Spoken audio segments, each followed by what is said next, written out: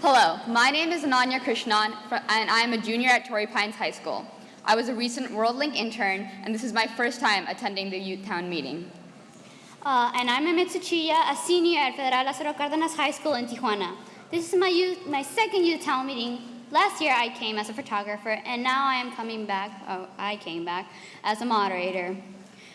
Welcome to your closing plenary, titled iGeneration, Collecting Our Power. We hope you all had fun and inspirational day and made new friends. And also a good lunch, because it was yummy. This time, we would like to remind you that if you have your cell phones on or if you have them in sound mode, please turn them off in vibrate or just turn them off so you won't get distracted. As you enter the theater, you each received an evaluation form. Be sure to fill it out before the closing plenary ends. We will be collecting it as you exit. Let your voice be heard by voting on next year's theme. It is essential for us to identify the themes and subtopics that are important to you. Vote today and help shape the topic for next year's discussion. Everyone has received a pen to fill out the evaluation form. If you still need something to write with, please raise your hand and a volunteer will come get one to you. Okay, just to recap some things of the day, some takeaways from the day. Not all of us went to the same briefing sessions. Some of us didn't go to the same. But in general, we saw that in the social aspect, we can use media, we could use technology to raise the roof. No, to empower the youth in activism, like the Chicago Girl hashtag. Also, environmentally, the thirst program, that we could all get in together and change that problem we have. Like our fellow peers said earlier, that we don't have to focus on our problems, but the solution. After you leave today, don't forget our hashtags when posting pictures from the event. Hashtag WorldLink, hashtag YTM 2016, and hashtag Power of Youth. Be sure to answer our social media question, what will your impact be on the world? Okay, I don't want to alarm anybody in this room, but we're going to do a little group activity. First, take a moment and think. Just think. Think to yourself. Think about your day. Think about the first step to peace you have made with your peers today. Just think about it for a while. Are you done? Yeah? No? Okay, we just say we're done. Now turn to a person next to you and tell them your favorite part of the day. But it can include lunch because it was the favorite from all.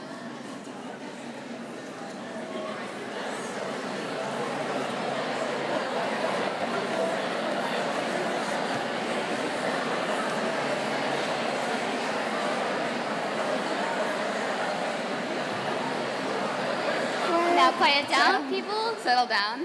Settle down.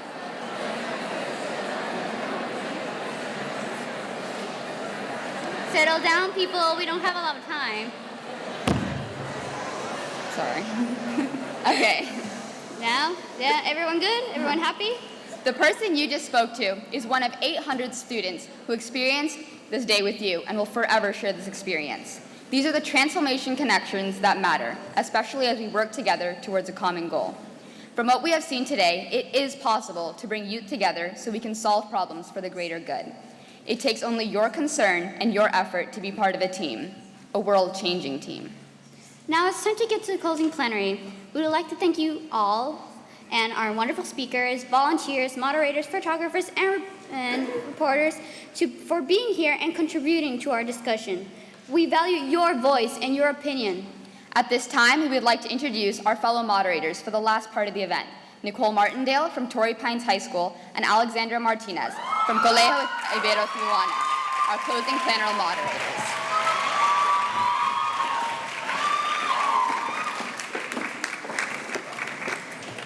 Well, thank you, Ananya and Eme. Good afternoon, everyone. My name is Alexandra Martinez, and I am a senior at Colegio Ibero Tijuana. This is my second year attending WorldLink, and also my second year being a moderator. Hi, everyone. I'm Nicole Martindale, and I'm a junior at Torrey Pines High School. I was a WorldLink intern 2 summers ago, and I was a closing speaker at last year's Youth Town meeting. We're pleased to serve as your closing plenary moderators for today's closing panel, iGeneration Collecting Our Power. We will be hearing from 4 wonderful speakers for this panel. We will start off with our first set of speakers, Erica Ailes and Joyce M. Joyce M. is the Associate for the Educational Outreach Team at Students Stand with Malala, a 12-month social action and advocacy campaign that accompanies the documentary, He Named Me Malala. The campaign, Students Stand with Malala, aims to engage and activate millions of people as newfound champions for girls' education globally.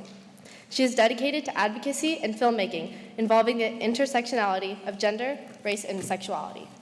Erica Ailes is a film campaign coordinator for the Malala Fund, an organization co-founded by Malala Yousafzai that aims to enable girls to complete 12 years of safe, quality education.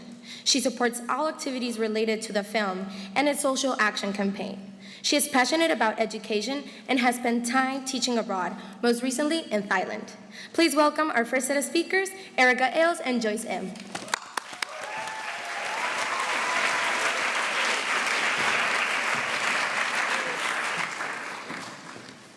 All right, hi everyone. Thanks so much for having us today. We're so thrilled to be here. It was so much fun. Raise your hand if you had fun. Woo! Yeah. Me too. All right. So I'm Erica, and I work at the Malala Fund, specifically on the film campaign for the documentary He Named Me Malala.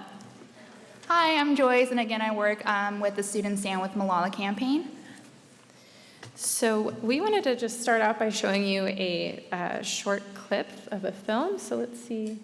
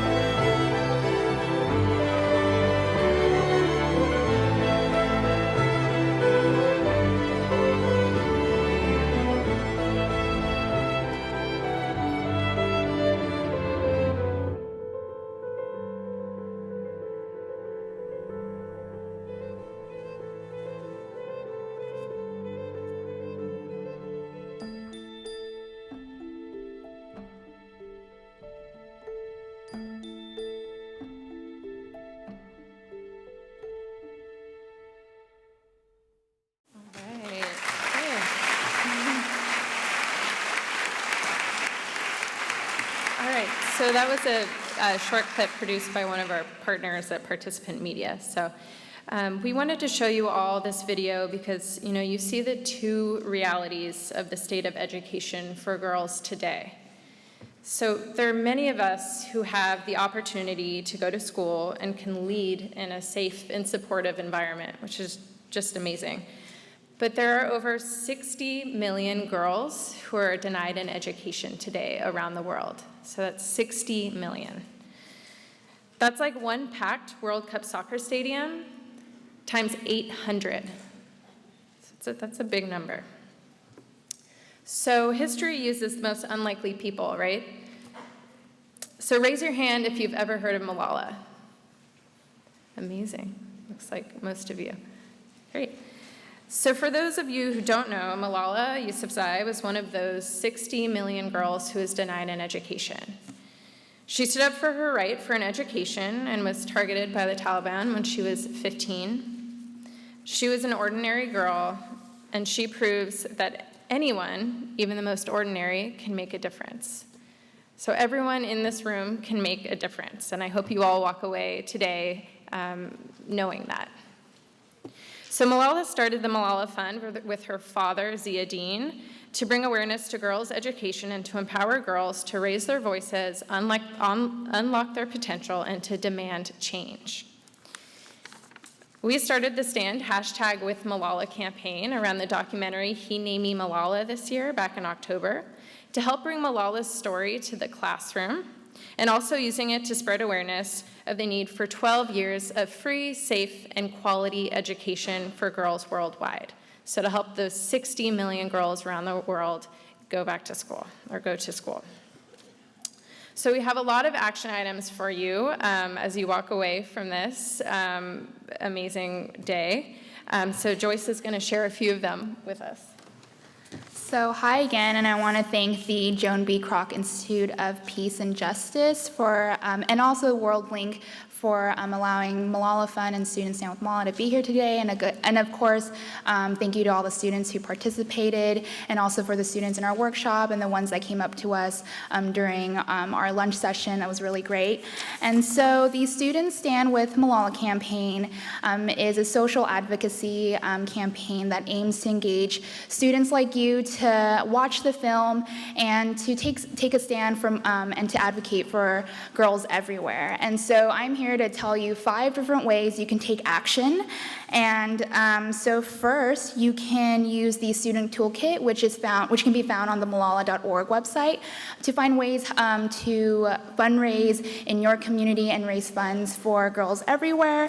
And also, you should have received one of these in your bags. Did everyone get one? Yes? Yes? Okay, great. So these are called the He Named Me Malala Schoola bag. And so what they are, they're large plastic bags that are already postage paid, and you can donate your gently used clothes and zip them up, leave them at your doorstep, have the mail person come pick it up. And so once your clothes arrives to Schoola, they sell it online. And so far, over 1,700 bags have been turned in, and $113,000 has been raised for Students Stand with Malala. So it's a really great and easy way to become activists and to take a stand. And so for the third, we are doing a DVD giveaway next month for teachers and educators who want to bring He Named Me Malala into your classroom. So students, if you want to see the film in your classroom, sign up, have your teachers sign up on Students Stand with Malala, and we will have free DVDs to give away, which includes educational licenses to screen in your classroom. And fourth, you can also go back to your schools, and from everything you've learned here, you can start up a Girl Up club or any sort of education club for you and your peers. And lastly, just spread the word. Post pictures, your artwork on social media using the #WithMalala. And so those are the 5. And we just wanted to end our plenary by showing you one last video.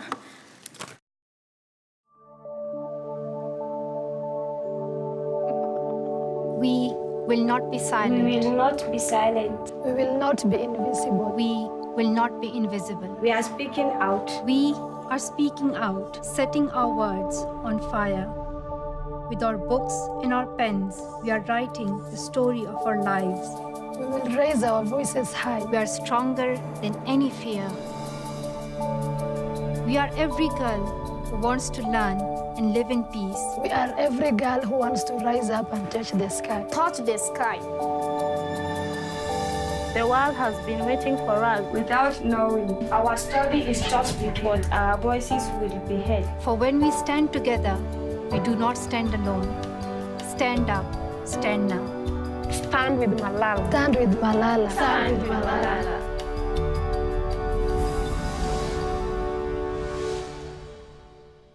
So, thanks. Yeah.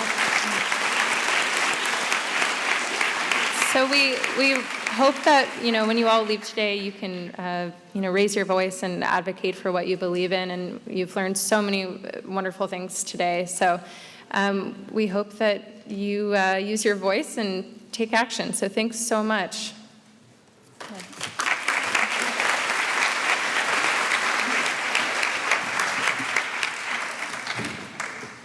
Thank you, Ms. Ailes and Ms. M. Our next speaker is Patrick Tindana. Tindana is a consultant with the HIV Health and Development Group at the United Nations Development Program. At UNDP, Tindana supports work on drug policy, gender, LGBT+, and key populations. Most recently, he was an LGBT and SOGI project intern for the Office of the UN High Commissioner for Human Rights. He has also been a legal intern with Immigration Equality, where he assisted LGBT and HIV-positive immigrants in their pursuit of asylum in the US. Please welcome Patrick Tindana.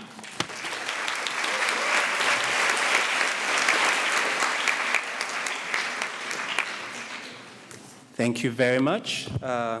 Too tall for this.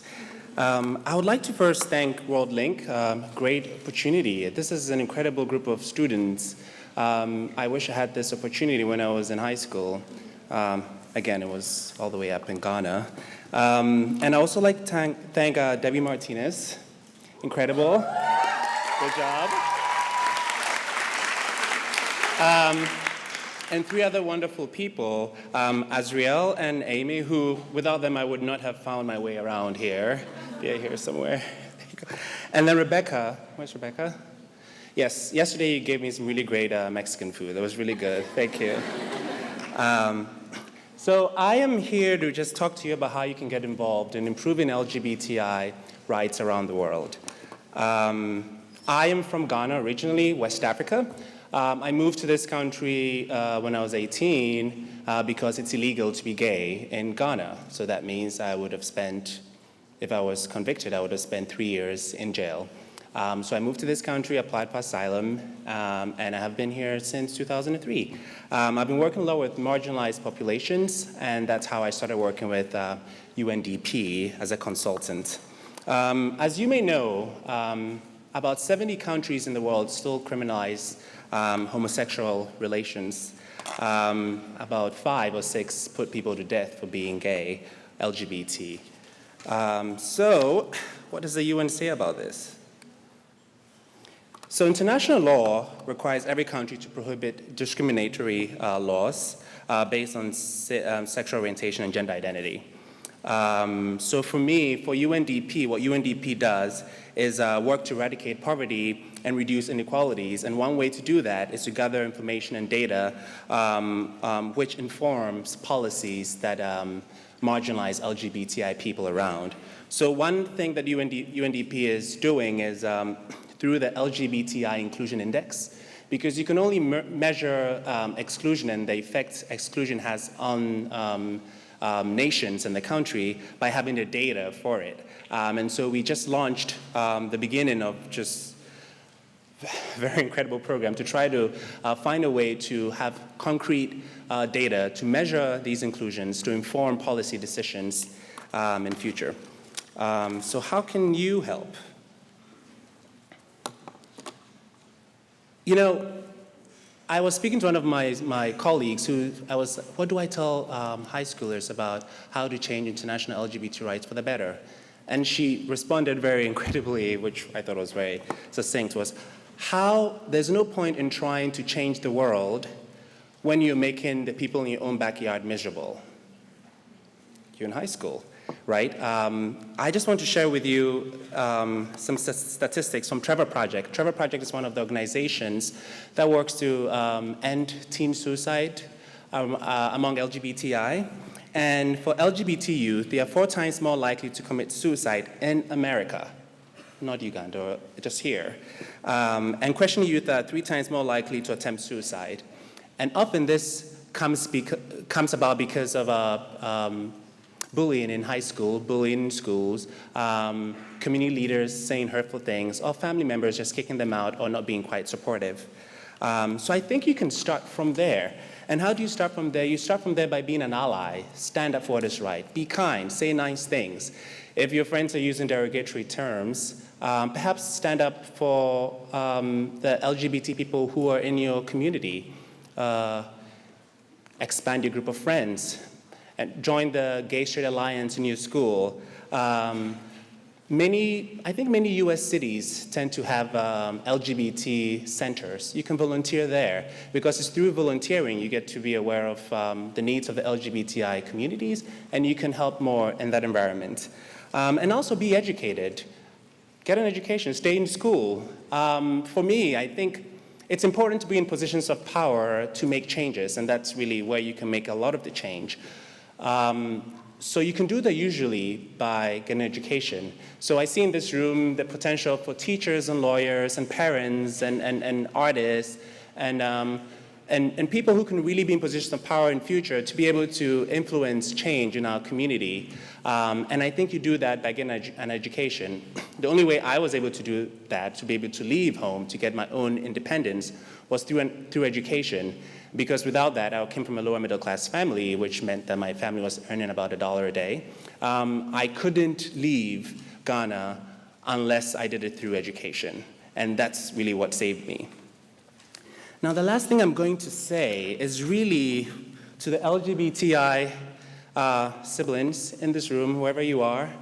I know many of you have really important, supportive family members, and that's beautiful, and that's amazing, and cherish those family members. But for those who don't have the support, those who don't have who keep on hearing negative information from either religious leaders or society or just teachers, just know that you are beautiful.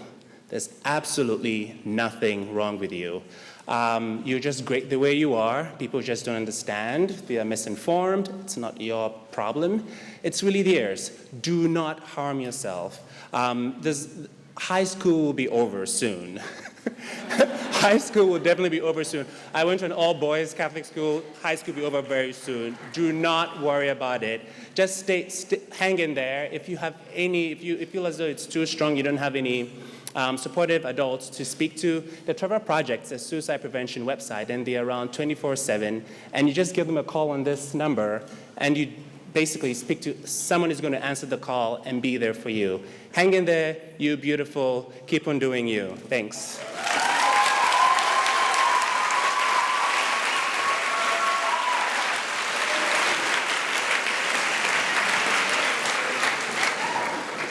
Thank you, Mr. Tindana. Our next speaker is Katia Gomez. She is the Executive Director of Educate to Envision International, a nonprofit that invests in youth from underserved areas in Honduras to be their own innovators in tackling extreme poverty and playing a leading role in economic development. She has been named one of the 10 heroes of International Day of the Girl by TakePart.com, 12 amazing young entrepreneurs doing good by Forbes, top 25 women under 25 in the world to watch by Newsweek, and most recently, Ashoka awarded her a Social Entrepreneurship Fellowship in 2015. Please welcome Katia Gomez.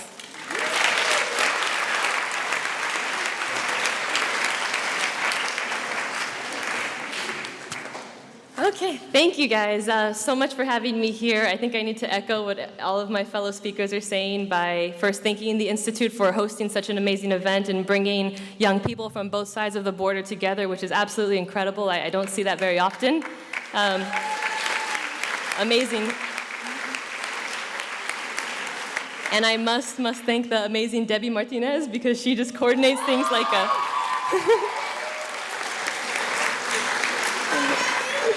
takes such good care of us speakers, so thank you, Debbie.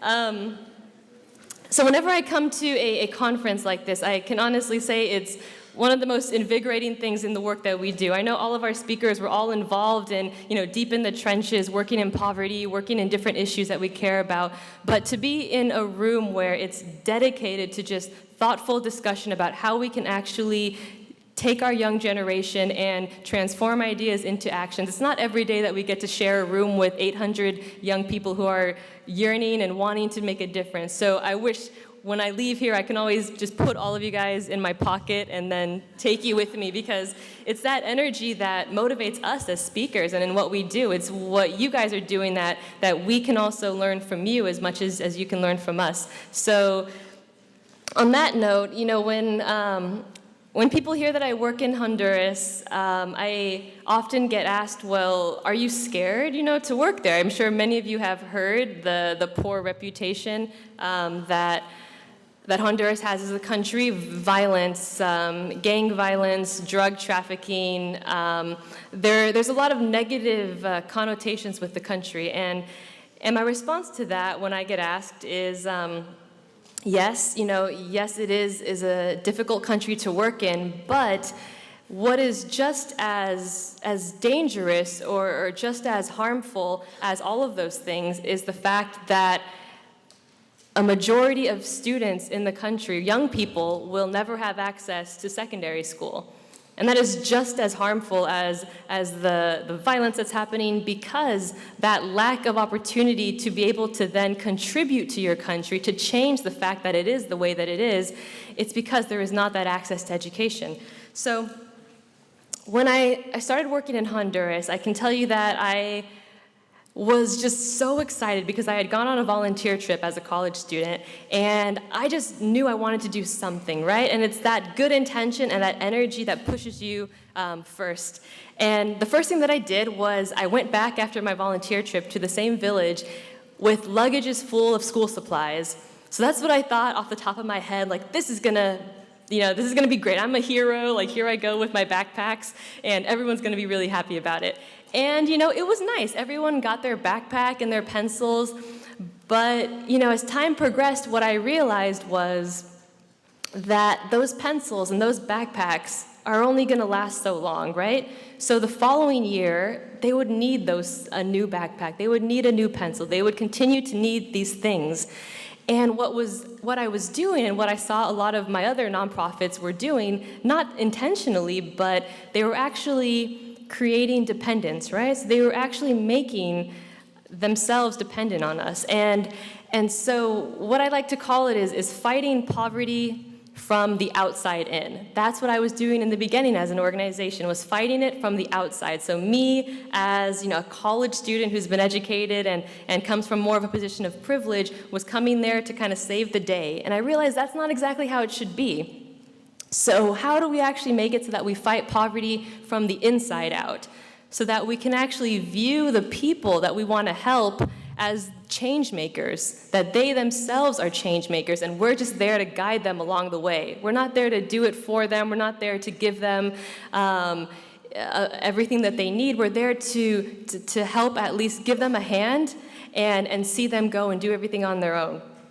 So I also get asked, how did you get to this place, and what has brought you here? And I could say, I wasn't the 4.0 honor student at all in high school or college. I absolutely appreciate education, but I wasn't academically the best. One thing I could say to all of you as well is that curiosity is really what has gotten me here, is that when I went on that trip, I didn't just accept what I saw as truth. I didn't just accept that, okay, these people are poor, there's nothing I can do about it, I'm gonna, just put this on my resume and go back home, and, I'll probably get a good internship after this. No, so even though that is very tempting, I asked questions, and I urge all of you, when you're going to college, and even now, if you find yourself on a volunteer trip abroad, ask questions. And that's what all of my briefing session students can tell you. We did some exercises on that. And ask as many questions as you can, because you don't want to just take it for face value. Like, what does poverty actually mean? And there's so much below the surface that you can find out that isn't just donations are going to fix, right? So there's so much more that we can learn by just taking a step forward.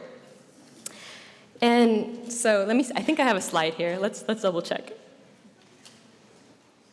No, I don't, sorry. I thought I did. Okay, so what we've done at Educate to Envision, to kind of wrap things up for you, is many of you have heard of student sponsorships, I imagine, right? So you find a student who needs to go to school, and there's student sponsorships that are available for you. So what we noticed, though, is that when we were sponsoring students, the following year, their economic condition hadn't changed. So how do we actually make it so that while we're sponsoring students, they're earning money at the same time to pay for their own education? Because that right there, that economic independence, is economic empowerment, especially for girls. If girls can show their parents, sorry, I keep doing that. If girls can show their parents that education is paying off, then they're more likely to support their kids to go to school, and they're more likely to encourage them to go to school. So what we do is we actually provide our students with the seed funding to start their own businesses. So we get them in school first, but we don't leave it at that. We actually train them to start small businesses. So they're earning money and being trained at the same time, so they're going to school and paying for their own supplies, paying for their own uniforms, and that feels good for them. It's empowerment. It's not just, I'm here, and here's the nice American college student who's here to give me my things. No, it's me. They trust me because they believe that I'm capable. So that's the change that we're trying to create at Educate to Envision, is to show what we can do in education is not just give, but we can actually train. And you guys all have your skills. You guys, even in high school, there's skill sets that you're developing so rapidly that you guys are becoming experts in your own right. So I urge all of you to use those skills. So you can give, and that's wonderful. Of course, we want to do that. But also use the skills and talents that you have and share those with young people who don't have access to education or who are just getting access. So how do we create those skills? So I'll leave you with a way to get involved. So Educate to Envision actually has a virtual volunteer program where your high school is able to interact with our students in Honduras who are doing these community projects, who are doing these small business projects, and you can actually team up with them and share those skills and actually help improve what they're doing. They can help even improve what you're doing, right? So they have knowledge of their own to share.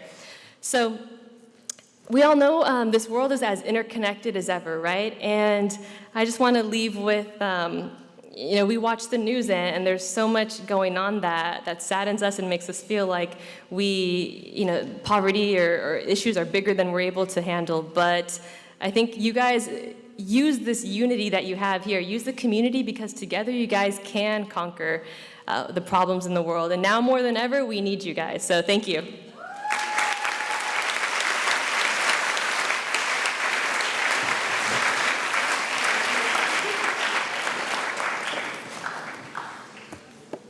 Thank you, Ms. Gomez.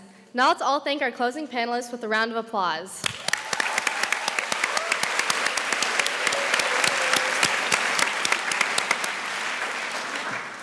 To end our session, we would like to welcome our final closing plenary speakers. Both of these speakers were selected to participate in the WorldLink Summer Internship Program. Please welcome Marta Paula Martinez and Jiayong Lee.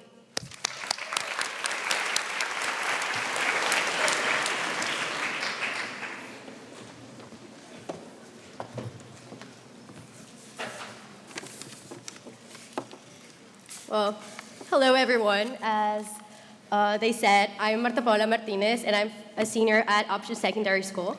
And I'm Jiayong Lee, a senior at Torrey Pines High School. This past summer, Martha Paula and I were WorldLink research interns. During our internship, we worked hard to explore and build the foundation for today's topics, that is, social, economic, environmental, policy, and technology issues, and took a specific look at how our generation affects it. Today, we've had the great privilege of listening to distinguished speakers share their experiences with helping their communities and bestowing us ways to help ours. This event, along with WorldLink's year-round programs, would not have been made possible without the support of our generous donors. So at this time, Young and I would like to recognize our fantastic Youth Town Meeting sponsors. The Kimberly Godwin Charitable Gift Fund,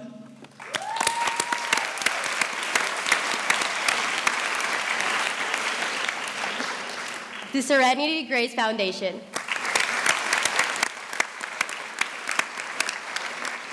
the Rowe Family Foundation,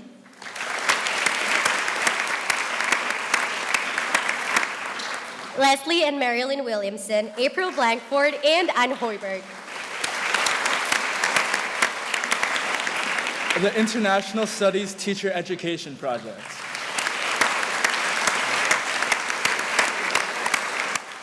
Dee Aker, Agatha Martindale, Diana Cutlow, and Michelle Cardinal.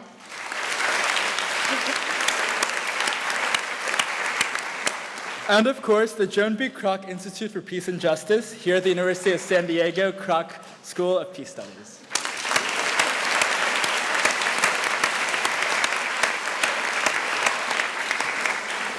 We would also like to extend a big thank you to those people who made your participation possible today, our teachers.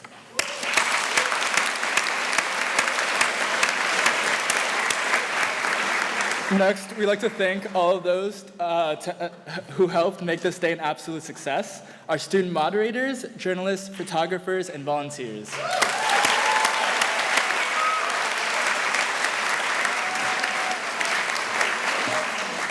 Let's also give a big round of applause to the individuals who prepared thoughtful and inspiring sessions for today, our 2016 Youth Town Meeting speakers.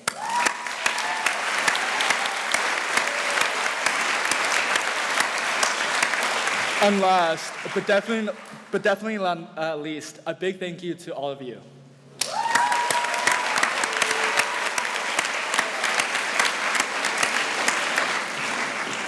The number of youth between the ages of 15 and 24 is 1.1 billion.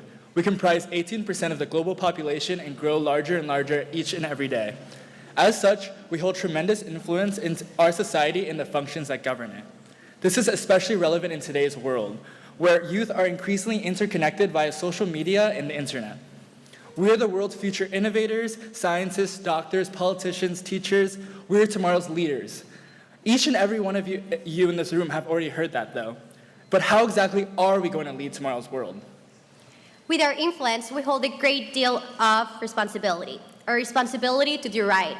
A responsibility to uphold the principles of peace, justice, and equality. But more importantly, our responsibility to turn our influence into impact. To do this, we must become involved in our societies. We must care and be aware of what is going on around us. Knowledge is power, and with power comes responsibility. Let's stop standing on the sidelines. Oftentimes, as youth, we feel like we do not possess what it takes to make an impact. As if for whatever reason, be it money, education, or age, we cannot accomplish our goals and make changes as individuals. There is this flawed notion that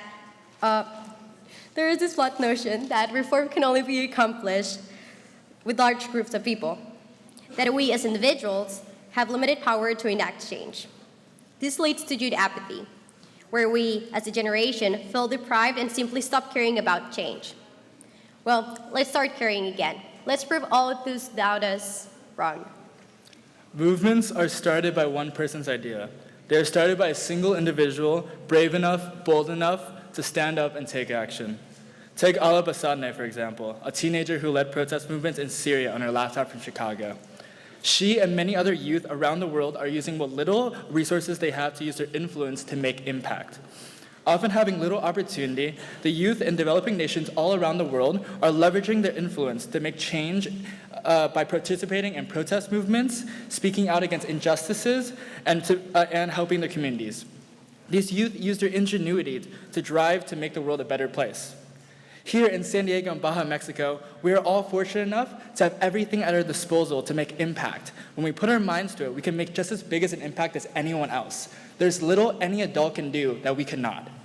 So go out there and be spontaneous. Make a change. Start a club, start a band, participate in a campaign, do research. Involve yourself and participate in the making of the future.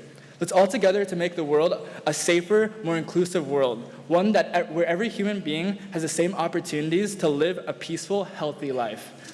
One that's not only better for us, but for future generations to come. Let's believe and invest in our future.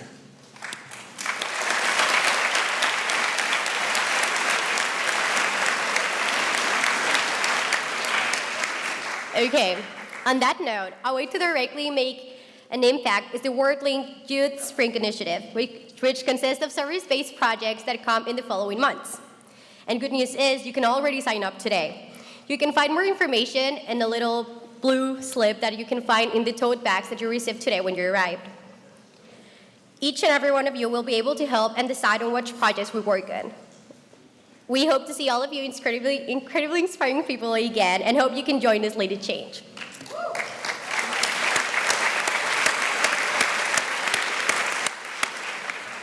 This concludes the 2016 Youth Town Meeting.